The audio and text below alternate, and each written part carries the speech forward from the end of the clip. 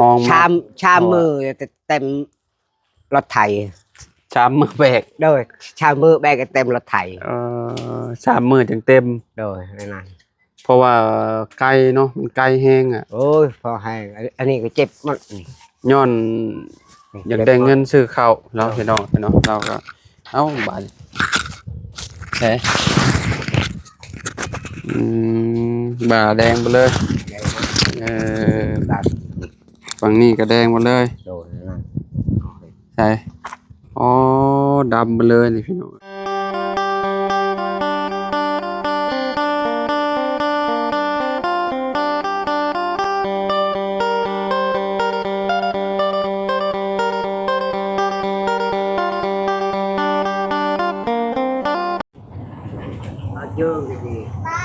อ้าวสบายดีและสวัสดีนะพ่อแม่พี่น้อง FC เบิดสุขุสุขคนเนาะ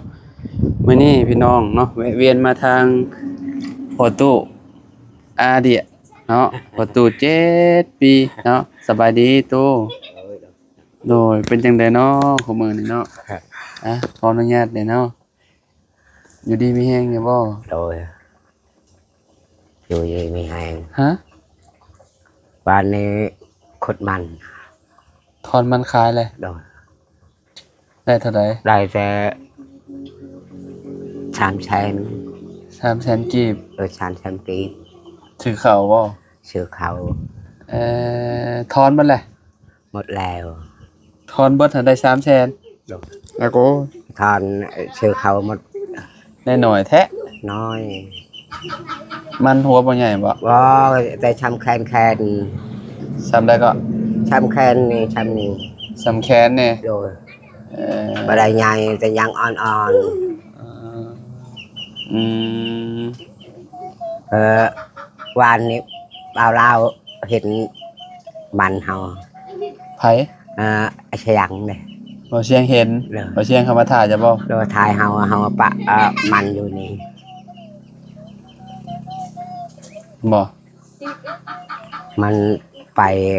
เฮ็ดแนวใดเอารถเอาไปแนวใดรถไปแนวใดคือใดเอาข้ามมาใดมัน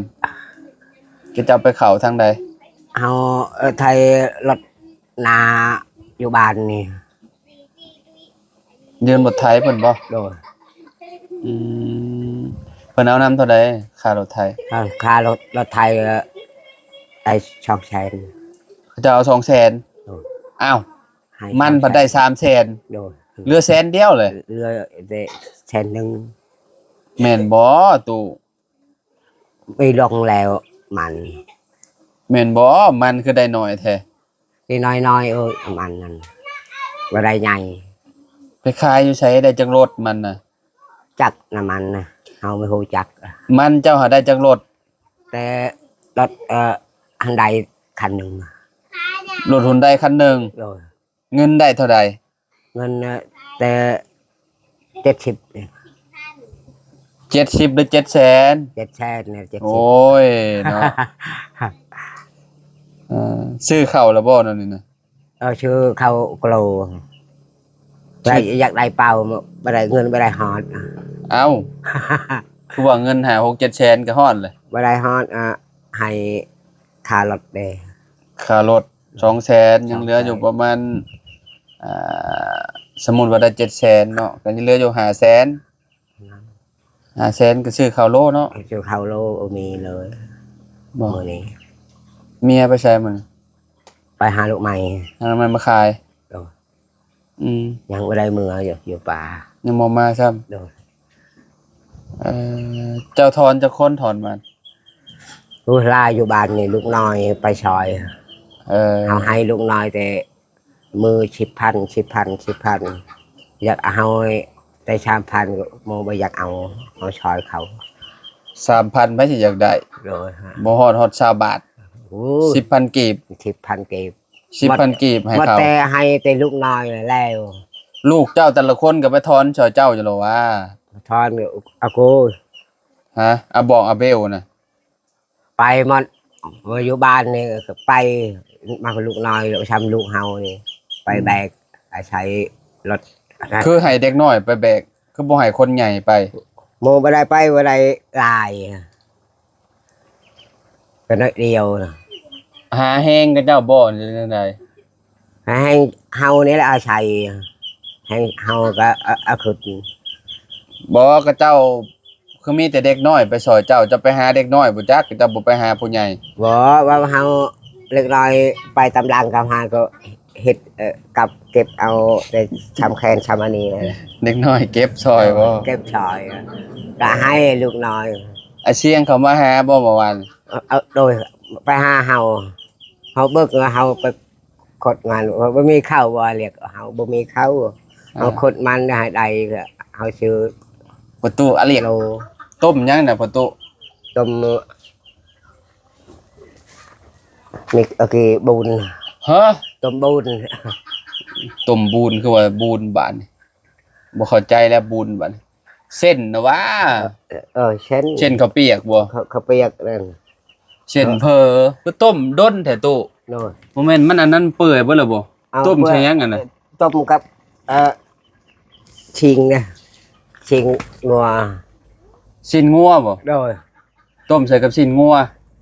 โดย เอามาแต่ใช้ชิ้นงัว นี่ได้เฮินไปใช้เฮาขามัน พอใส่เอาให้ โดย โอ้ บ่มีอาหารกิน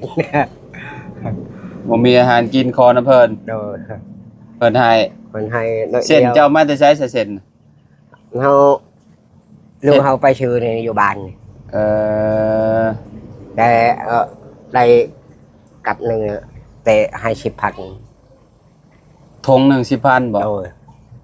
อืม ทงยากแล้ว มันเปื่อยแล้วเส้นน่ะเจ้าบ่โปร่งรส โดย แล้วชิ้นอะไรมันบ่ฮู้ว่าสิเปื่อยแล้วบ่ จาก หิวข้าวบ่นี่เลยแนวใด เหี่ยวเขาเมื่อเอาแต่หือมันน่ะ หิวข้าวมาแต่ฮืออันนี้บ่เจ้าเอามาน่ะ โดยอันนั้น ลำมัน ล เจ้าเอามาไว้อยู่นี่ ำเนอะ เออ เอาไว้ใช้ปลูก เอาไว้ปลูกจักหน่อยก็ปลูกแล้วนี่เนาะ กันพันตกเห็ดปลูกแล้วทางก่อ มันบ่ตกแล้วผลมันสิเบิดผลแหละ โดย มันเบิดหน้าผลแล้วจะหน่อยมันก็หนาวแล้วจะหน่อยเลย นางเนี่ยเด่นบ่ได้หอนยังเย็นเห็ดเชียร์ยาละปลูกเลย อืมเสียหญ้าแล้วปลูกเลย ปลูกเลยนะ เออ โมกำลังยังบ่ได้หือ อืม ยังเย็นก่อนเด่น อืม กันหมดหือนี่แดดนี่โอ้ยใช้บ่ได้ดอกตาย แดดปลูกบ่ได้อยู่ดอกปลูกบ่ได้ดอกมันก็ตายแล้วคือว่าแล้วเนาะมันเอ่อดินมันบ่ซุ่ม โดยอ่า ข่อยก็เห็นเขาเจ้าปลูกวิทย์เขาเจ้าถอนแล้วเขาเจ้าก็ปรับแล้วเขาเจ้าก็ปลูกโลดมันก็บ่เห็นเป็นหยังซะของเขาเจ้าบ่เห็นตาย จะปลูก ไม่ได้ตายได้แบบนี้กิบบอลเฮือนเฮานี่กัน อืม ฮือแล้วใช้ ฮือแล้วก็เจ้าก็แป้ง เออ แป้งใหม่แล้วก็ แป้ง เจ้า ไม้ ก็ แล้วก็คด เขาเจ้าก็ปลูก ออก เลย เลย มันก็บ่เห็นว่าสิตายจ้ะ ไม่ได้ตายเย็น อืม โม ดิน มั มัน นยัง ยังเห็น ดินมันยังอันมีอ่าความสุ่มอยู่เนาะ โอ้ย มันก็เลยบ่ตาย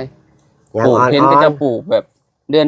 12 โด ห ย รือว่าเดือน1นี่แหละก็เจ้าก็ปลูกเลย โดยนั่นแหละ บ่ได้ปรุงได้หยังบ่นี่นะอันนี้นะ ยังไม่ได้ยังไม่ได้ใช้เกลือว่าเผ็ด บ่บ่ได้ใส่เกลือแป้งนัว โดย กินแบบนี้เด้อเอามาใกล้ๆพี่ตุเป็นแบบใด เป็นแบบนี้แหละ เป็นตะกินอยู่บ่อ๋อต้มเส้น โดยในนั้นแหละ เส้นกับปุ้นเนาะ เออ คิดว่าเส้นเพอใช่ดอกเส้นกับปุ้นแห้งนั่นแหละนี่นะก็เจ้าขายแบบแห้งๆแล้วเฮาก็เอามาต้มแล้วก็มาต้มใส่นั่นใส่นี่เนาะมีน้ำมันก็เอากินกับน้ำมันเนาะเออ เคยเฮ็ดกินอยู่บ่แบบนี้นะ โดย อืมเอาไปสู่ลูกเต้ากินเนาะ โดย เออ ได้เฮาชื่อข้าวเฮากินได้แต่3 โล 4 โลก็ไขมันนี่พอหมดขนาดกิน ขายมันก็ได้หน่อยดิเนาะ ไข่น้อย อืมได้หา600,000 โดย 5-6 แสน7แสนนี่แหละประมาณนั่นแหละเพิ่นว่า5-6-70บ่ซั่น โดย เนาะบ่ฮู้จักเงิน เจ้าบ่ไปเป็นคนไปขายอยู่ในร้านมันหรือว่าให้กับเจ้าไปนำเพิ่นบ่ บ่ไปกับเพิ่นลูกเฮาเอาแบวไป เอาเบลไป โดย เอาเบลฮู้จักเงินอยู่บ่เอาเบลน่ะ ไม่ฮู้ชับ หือ ไม่ฮู้จักเงิน โอ้ว่าอยากได้โทรศัพท์ก็บ่ได้แหละเงินมันบ่หลาย โอ้ยมันได้โทรศัพท์ตายมันฮู้จัก เดี๋ยวนี้เพิ่นไปใช้ลูกชายเจ้า มานี่ เบล ไปอาชัยกับ ไปใช้กับ ไปใช้กับหนู ได้อยู่บ่หนู บ่มื้ออื่นนี่ได้ตัวหนึง มื้ออื่นได้ตัวหนึง โดย เอาคือว่าบ่เอามื้ออื่นได้ตัวหนึง อันนั้นเถื่ออากับเลย ได้เมื่อวานนี่หรือแนวใด เอาเมื่อวานนี่แล้ว เมื่อวานนี่ได้ตัวหนึง โดย มื้อนี้ยังบ่ได้บ่มื้อนี้ มันบ่ได้ ตัวใหญ่ซำใด ที่ทำแขน เออเพิ่นไปใส่กับผู้เดียวเพิ่นบ่ โดย พี่น้องเอ้ยเนาะตอนนี้ก็โอ้บันชวนแนมกล้องในอยติบันชวนน่ะ นี่ ไว้โลดอยู่ใน บันชวนมาชวนสบายดีขาดแต่อาเบลเนาะ โดย อืมลูกก็ยังมีแต่ยังน้อยอยู่มาเล็กเต็กเต้าเฮ็ดเวียกยังบ่เป็นซ้ำ โอ้ย อืมมีลูกตอนเฒ่านั่นนี่แล้ว โดย เอาขึ้นไปคนบ่ฮะ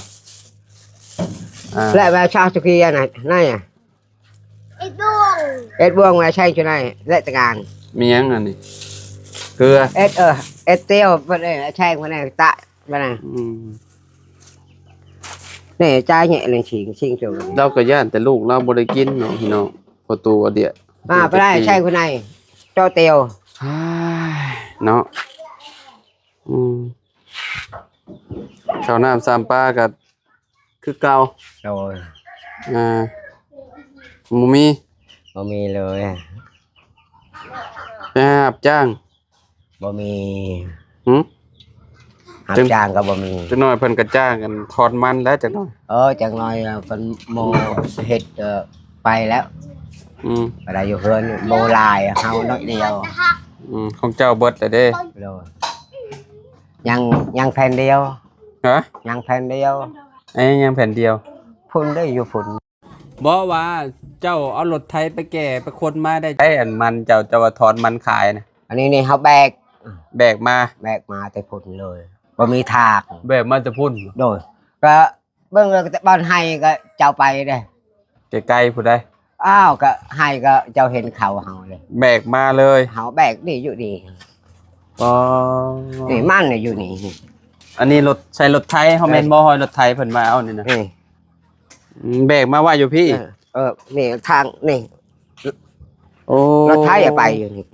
แบกมันมาไว้อยู่นี่ โดยนี่เฮา จะแบกกับไผ แบกก็ลูกไฮโอแล้วนี่ อืมแบกตั้งแต่อยู่พูนไกลๆพุโอ้ อ้าว ไกลแฮงอ่ะ พอแห้งแล้วก็ยัง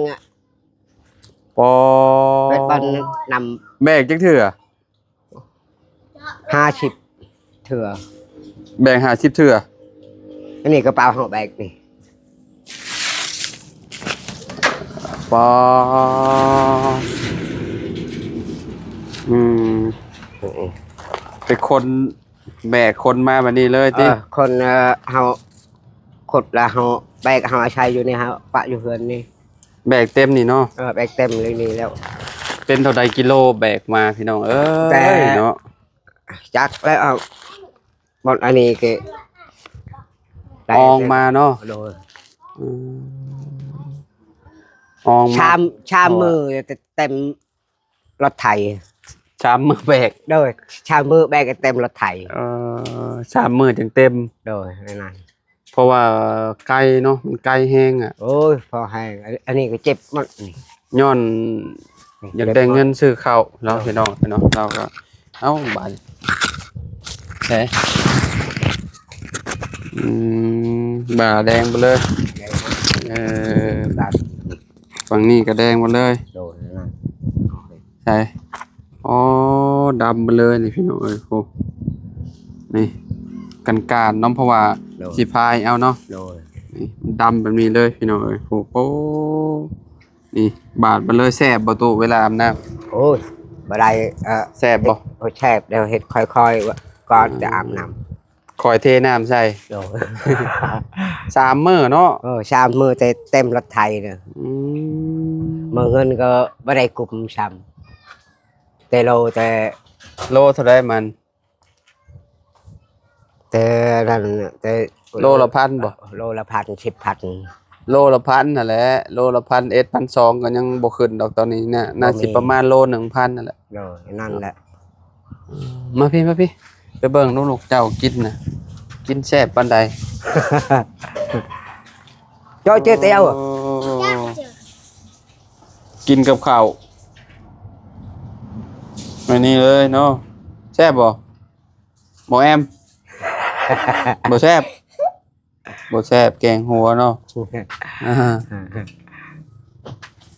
กินข้าวคือสิแซ่บหมอนี่เนาะลูกเจ้านี่เนาะ ไม่ใช่วุ้น อ่า Kinh khao út thong này mà kinh แซ่บบ่แซ่บก็กินเนาะ kinh lẽ อืม bây giờ tệ nhàng kinh mất bằng กินอย่างเดียวเนาะ rồi โอ้มีใส่แบบนี้พี่น้องเนาะ บ่ได้มีอีหยังหลายจักไปช้างดอกอันนี้นะเนื้องัวบ่เลยนะได้บ่ตุ chiên ฮะ chiên บ่จักคืออีหยังล่ะ mà น่าสิหมูบ่ bò Ừ. nhìn ngùa nè เจาะ โอ้แบบนี้เลยเนาะเอาตักให้ลูกกินย่านแต่ลูกบ่ได้กินเนาะพี่น้องนี่อันนี้เลยขอบคุณ cha rồi rồi จ้า cha เอากินหมอนี่กินข้าวแซ่บนะหมอนี่ ừ. ชื่อหยังก่อนนี่ลืมเลย ai cắt อากาศ cắt อากาศเนาะอันนั้นอาแก้ว keo xeo อันนี้แซวนี่ ừ. Ừ. หมอนี่จะคือผู้ชายนะหมอนี่เนาะ Rồi. ตัดผมสั้นตลอดเลย มียังเฮ็ดเวียกบ่ได้พี่น้องเนาะหาได้อยู่หน่อมงหน่อไม้นะ rồi đây vô ได้อยู่หน่อไม้แต่ว่า hết việc vào đây เฮ็ดเวียกยังบ่ได้พี่น้องเนาะแบบว่าคนเจ้าก็บ่จ้างดอก Rồi. เอาเด็กน้อยหั่นน่ะเอาตู้เนาะ rồi นี่ยังน้อยๆประมาณ11 ปีประมาณนี้นะลูกแต่ละคนน่ะ rồi อาเบลก็ประมาณ15-16 ปีเนาะ rồi ประมาณนั้นเฮ็ดเวียกได้อยู่อาเบลmình hết việc Ừ. lọt ở đây hươn đây bạn rồi ไปตลอดเพิ่นก็ไปบางทีก็ไปใส่กับบางทีก็ไปหารับจ้าง rồi nó ก็คือแบบที่เห็นนั่นแหละบางทีก็บ่เห็นเพิ่นบางทีเพิ่นก็ไปเฮ็ดเวียกอยู่นำเฮือนประตูอันน่ะ hươn phơi Lớp. xay đi lọt เพิ่นไปซอยพอได้กินข้าวกินหยังหั่นนะ Rồi. แต่ว่าน้องๆเพิ่นนี่ก็คือแบบคือที่เห็นนั่นแหละเนาะ Rồi. เข้าโรงเรียนจะบ่ลูกเจ้าน่ะคนได้เข้า khâu mất nè เข้าแล้วบ่นี่ก็เข้าบ่ khâu mất เว้าลาวได้อยู่บ่บัดนี้นะ bao lao qua bên บ่ไปเข้าโรงเรียนบ่ได้เว้าลาวหรือบ่โกอันนี้บ่ได้เข้าบ่นี่น่ะ qua đây เออ qua đây bay เอาก็เป็นตายสงสารเราอยู่ได้ออันน่ะแบกมัน3มื้อจึงได้รถคันหนึงจังเต็มรถคันหนึงพี่น้องเอ้ยเนาะประตูอเดียโอ้ยเนาะ xiềng mà ôi vậy phò thầu chơi hết việc nặng bao mi khâu kín เจ้าว่าเจ้าจอยบ่นั่นนี่ rồi ฮะ ừ พร้อมลงบ่ ôi เออ cái hình hàoไปบ่พอเฮ็ดได้จอย ถ้าบ่มีเฮือนนี่แฮงคักเนาะตัวเนาะ แฮงคัก สิเป็นจังไดเนาะ rồi อันนี้ยังว่าใครแน่มีเฮือน นี่ หลังงามๆนอนอุ่นๆเนาะ rồiนี่ยังมีเฮือนใครแน่มีเฮือนอยู่ อืม เตกวางนี่ก็บ่มีเฮือนอยู่นี่ อืม เอาโกกันพันตกนี่ อืม ฝะเฮือนก็ไล่อยู่เฮือนเฮาเฮือนเขาพุ่นเอาโกยไปละลำบากแต่ ดี เขากิน แล้ว ก็บ่ ดี มี แล้วฝนตกฟ้าลงก็บ่ได้ย่านบ่ได้ย่านว่าพ้นสิทำสิหัวใส่เนาะ โอ้ยนั่น มีแต่หาเงิน rồi ซื้อข้าวเลี้ยงลูก Khao เอา เลี้ย ตัว ง เนาะ ลูกแล้ว โอ้ย ไปแหละโมนาปลีกินอยู่บุญเลย ไปตู้อยู่ดีไม่แห้งเด้อ โด เนาะ ยไปสลับกันภัยเอา เดี๋ยวก็สู้ เดี๋ยวจังสิมาเยี่ยมใหม่เด้อ โดยชาถู โดยกินฮอดกันอยู่บ่ เอาคิดฮอดโอ้ยอะไรชื่อ จืออยู่บ่ไผนี่ ก็ว่า ฮะ ก็50 มือเลยจะไปไหนไป บ่ฮอด10มื้อประมาณอาทิตย์ มันอาทิตย์หนึงเนาะ ประมาณ 7-8 วัน โดย เนาะจืออยู่บ่ไผนี่ เจอ ไผ มีโอ วิดีโอเนาะโอเคฮะสู้ โดย ๆโดย ขอบใจ โดย ไปตลอด สบายดีตู้เนาะไปบันชวนเด้อ ต่างที่กันเลย โดยเนาะไปพี่น้องเอ๋ยเนาะอยู่ดีมีเฮง FC ทุกคนเนาะแวะเวียนมาเยี่ยมพ่อตู้อาเดียเราก็กลมันขายแล้วพี่น้องเอ๋ยแต่ว่าก็ได้เงินน้อยเดียวว่าซั่นเนาะเข้าสอบหนึ่งก็บ่ได้พี่น้องเอ๋ยเนาะเอาพอกันไหมขอบคุณหลายๆที่ติดตามเด้อพี่น้องเด้อเนาะ